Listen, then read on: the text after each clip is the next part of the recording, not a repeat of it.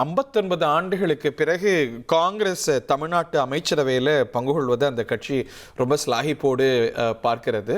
So அதை முக்கியமான இந்த ஒரு மைல்ஸ்டோனை எட்டுவதற்கு முன்பாக தமிழக காங்கிரஸ் நிர்வாகிகள் ஸ்ரீபெரும்புத்தூரில் இருக்கக்கூடிய ராஜீவ்காந்தி நினைவகத்துக்கு சென்று ராஜீவ்காந்தி நினைவாலயத்தில் அஞ்சலி செலுத்துகிறாங்க.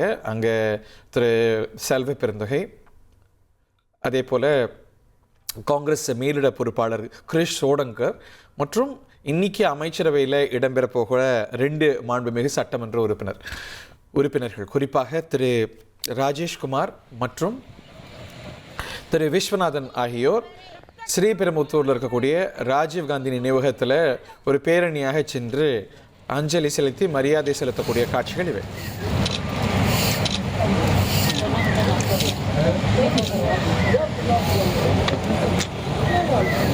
আমরা রাজীব গান্ধী পুগার, আমরা রাজীব গান্ধী পুগার, আমরা রাজীব গান্ধী পুগার, আমরা রাজীব গান্ধী পুগার, আমরা রাজীব গান্ধী পুগার, আমরা রাজীব গান্ধী পুগার.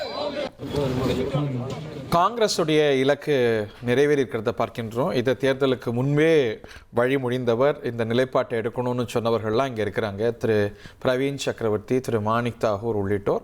இவங்கெல்லாம் திமுகவோட கூட்டணியில் இருக்கும்போதும் கூட, எந்த கூட்டணியில் இருந்தாலும் கூட ஒரு பவர் ஷேரிங் என்பது தமிழ்நாட்டு அரசியலில் நியாயமான ஒரு விஷயம்.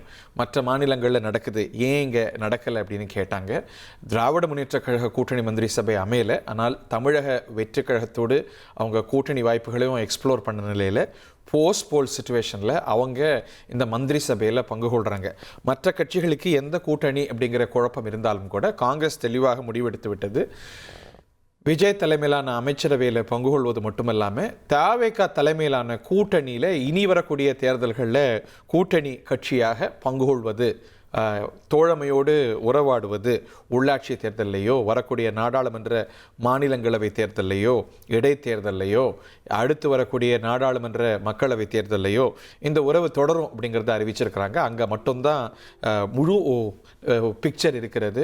விடுதலை சிறுத்தைகளோ ஐஓஎம்எல்லோ மார்க்சிஸ்ட் கம்யூனிஸ்ட் கட்சியோ எப்படி எந்த உறவில் அரசியல் உறவை தொடர போகிறாங்க, உள்ளாட்சி தேர்தல்னு வந்ததுன்னா அவங்க திமுக கூட்டணியா தவேக கூட்டணியா, இதெல்லாம் இன்னும் விடை தெரியாத புதுமைகளாகவே இருக்கிறது. 1,28,00,000 மனங்களை வென்ற தந்தி டிவி யூடியூப் சேனல், தவிர்க்க முடியாத தம்ப்நெயில், கலக்கலான கான்டென்ட்ஸ். நீங்களும் இந்த குடும்பத்தில் இணைய இப்பவே சப்ஸ்கிரைப் பண்ணுங்க. அசுரபலம் கொண்ட எங்கள் டிஜிட்டல் கரங்களில் உங்கள் விளம்பரங்களை சேர்க்க வாட்ஸ்அப் பண்ணுங்க. 8939888838. Email advttv@dttv.in.